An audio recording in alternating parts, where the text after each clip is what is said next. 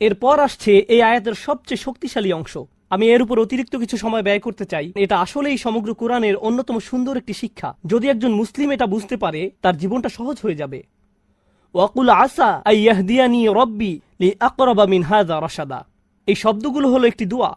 দুয়ার চেয়েও এটা আশায় পরিপূর্ণ একটি বিবৃতি। চলুন এই দৃষ্টিকোণ থেকে এর সাথে পরিচিত হই। আপনি ভবিষ্যৎ নিয়ে চিন্তা করছেন, শুধু আসা শব্দটি ব্যবহৃত হওয়ার দরুন তারাজ্জি, আরবিতে যাকে বলা হয় হরফুত তারাজ্জি বা ফিআলুত তারাজ্জি, এমন ক্রিয়াপদ যা আশা প্রকাশে ব্যবহার করা হয়।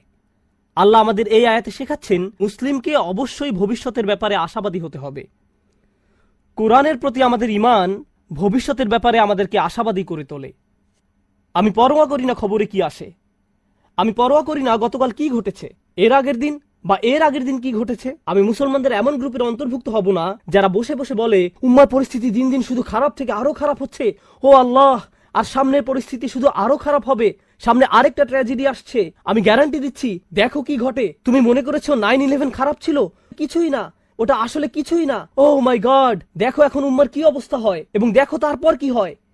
এই মনোভাব সরাসরি কোরআনের আয়াতটির বিরোধী, শুধু আশা শব্দটির কারণে।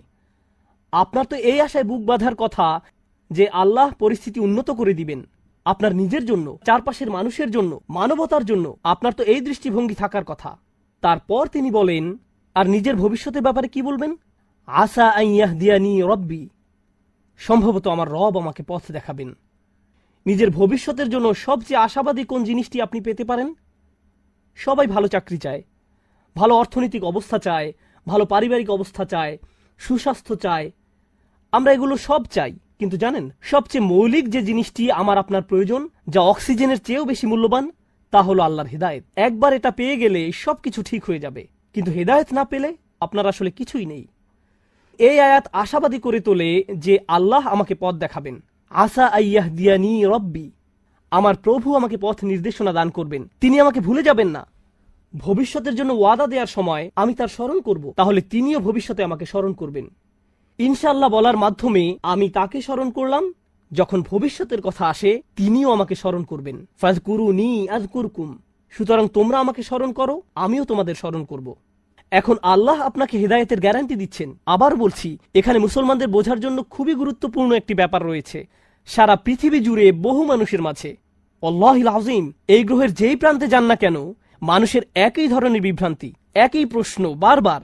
আর সবচেয়ে কমন যেই প্রশ্নটি আমি শুনি, মানুষ বলে ইসলামের এত বেশি দলমত রয়েছে, কোরআনের ব্যাখ্যায় এত বেশি ভিডিও পাওয়া যায়, বা হাদিসের ব্যাখ্যায় কেউ এটা বিশ্বাস করে, কেউ ওটা বিশ্বাস করে।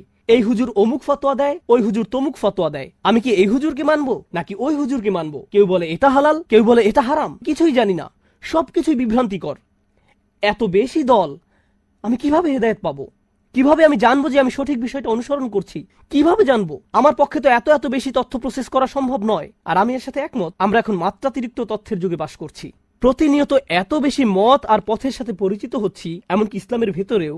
এই হলের ভেতরে বসা শ্রোতাদের দিকে লক্ষ্য করুন, যদিও আমরা একই এলাকার, আপনি যেভাবে ইসলাম শিখেছেন তা আপনার পাশের জন থেকে খুবই আলাদা। যেসব শিক্ষক আপনি পেয়েছেন, যেসব মানুষের সঙ্গ লাভ করেছেন, যে স্কুলগুলোতে শিখেছেন, তা আপনার পাশের জনের থেকে একেবারেই ভিন্ন। তাই কোনো ব্যক্তি সহজেই বিভ্রান্ত হয়ে পড়তে পারে যে কিভাবে আমি বুঝবো যে আমি সঠিক ইসলাম অনুসরণ করছি। আর এই আয়াত হলো তার জবাব। আমি কারো হেদায়েতের নিশ্চয়তা দিতে পারি না, ইউটিউব কারো হেদায়েতের নিশ্চয়তা দিতে পারে না, গুগল কারো হেদায়েতের গ্যারান্টি দিতে পারে না, এবং কোনো মানুষও হেদায়েতের নিশ্চয়তা দেয় না। এটা আমাদের আশা যে স্বয়ং আল্লাহ আমাকে ব্যক্তিগতভাবে হিদায়েত দিবেন।